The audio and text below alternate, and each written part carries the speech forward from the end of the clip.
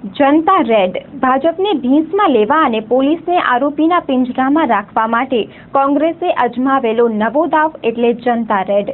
ખાસ કરીને ભુજમાં ચાલતા દારૂ જુગાર આંકડાના ધંધાર્થીઓ પર કોંગ્રેસની ટીમ પ્રજાને સાથે રાખીને બુટલેગરોને રંગે હાથે મીડિયા સમક્ષ ઝડપી પાડે અને પછી પોલીસને બોલાવીને આરોપીની વિરુદ્ધ ગુનો દાખલ કરાવે। આ કોંગ્રેસની નવી ઝુંબેશ એટલે જનતા રેડ।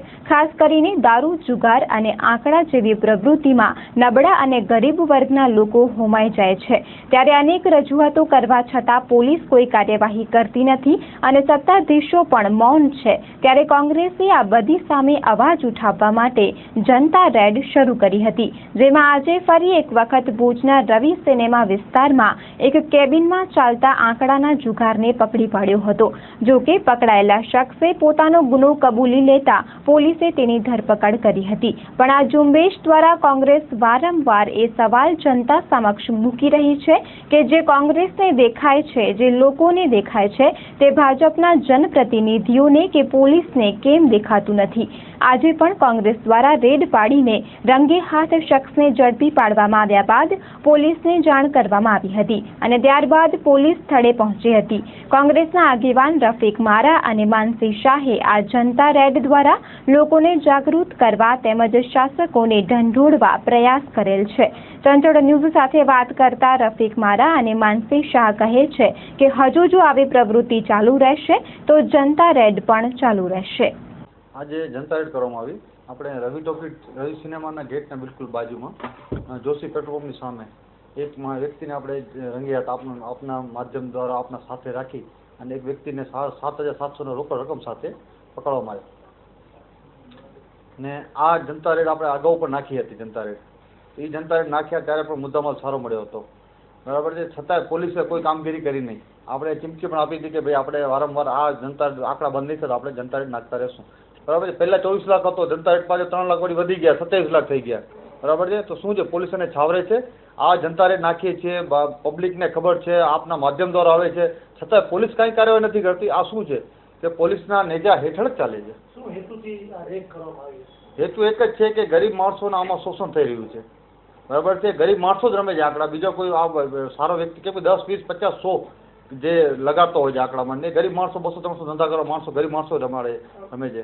કચ્છમાં ગેરકાયદેસર ધંધા આને પણ ધમધમી રહ્યા હોય, ખાસ કરીને એના ઉપર કેમ કાર્યવાહી નથી? ખાસ ભુજમાં જ કેમ રેડ કરવામાં આવી? કેમ કે ભુજ વિસ્તાર એક સેન્ટર છે આપણો ભુજનો, આપણે કચ્છનો પાટનગર સમાન કહેવા જઈએ તો ભુજ એક સેન્ટ્રલ વિસ્તાર છે। ત્યાં જો આપણે કલેક્ટર અહીંયા હોય, એસપી અહીંયા હોય, આપણા સાંસદો રહેતા હોય, મંત્રી રહેતા હોય, એ જ પહેલાં ભુજમાં જ આપણે સફાઈ ન કરીએ તો આ યોગ્ય નથી ને। સફાઈ કરવાનું કામ એટલા માટે કહું છું, આ ખરેખર બુટલેગરો બહુ એક કઈ છે ફૂલી ફાલી રહ્યા છે।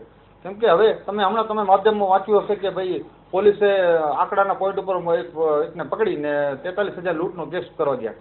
હવે ખરેખર એ માણસ અમને સપોર્ટ કરતો હતો, બરાબર છે, તો પોલીસ મુન્નો એને ધમકી આપે ખુલ્લો કે તને લૂંટના કેસમાં ફસાઈ નાખીશ ને બારાબારી ફસાઈ નાખીશ, આ યોગ્ય નથી। પોલીસે અમારા સાથ દેવાના બદલે પોલીસવાળા એને ફોન કરીને કહે કે તને લૂંટમાં ફસાઈ નાખશું, તું દૂર રહેજે, આ રહેજે, આ યોગ્ય નથી। પોલીસે ખરેખર અમને સાથ દેવો પડે। અમારા મહિલાઓ દ્વારા જ અમે અત્યારે જે પબ્લિક લોકો છે જે આ દૂષણથી પીડાઈ રહ્યા છે, અમે એમની પાસે ઘરોઘર જઈ અને રૂબરૂ એમને પૂછીએ છીએ કે ભાઈ તમને શું તકલીફ છે। ત્યારે મોસ્ટ ઓફલી બહેનોનો કહેવું એ છે કે અમને દારૂ બધી અને આંકડાઓનો જે જુગાર છે એની બધીમાં કે તમે કંઈક કરો, એના માટે જ અમે અત્યારે સક્રિય થઈ અને દારૂ બધી માટે અને આંકડાના પોઈન્ટો માટે અમે આ બધા એક્શન લઈ રહ્યા છીએ।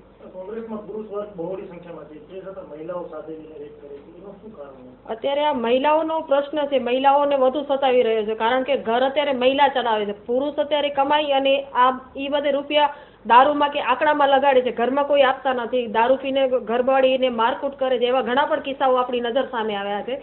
એટલે અમે મહિલાઓ અમારા ભેગી થઈને અમે નક્કી કર્યું છે કે પુરુષોને અને મીડિયાઓને સાથે રાખી, જાહેર જનતાને પણ સાથે રાખી અને આ બાબત માટે આપણે એક્શન લઈએ। ત્યારે અમને જે બાતમી મળે છે, અમે બાતમીના આધારે જ બધે રેડ પાડી છે। અમે પેલા બાતમી પૂરેપૂરી એમની લઈએ છીએ કે ક્યાં ચાલુ છે, કોણ ચલાવે છે, એની બધી સંપૂર્ણ માહિતી અમારી પાસે આવી જાય છે, એના પછી અમે રેડ પાડીએ છીએ અને અમને જે બાતમી મળે છે અમે એ પ્રમાણે રેડ પાડીએ છીએ। મહિલાઓ માટે કે મહિલાઓને અત્યારે તમારા માધ્યમ દ્વારા એ જ કહેવા માંગુ છું કે તમારી આજુબાજુ પણ આવા જે ગોરખ ધંધાઓ કે ગેરકાયદેસર ધંધાઓ ચાલુ હોય તો તમને ડરવાની કોઈ જરૂર નથી। તમે અમારી પાસે આવો, અમે તમારી સાથે રહી અને આ બધા દૂષણો દૂર કરાવશું।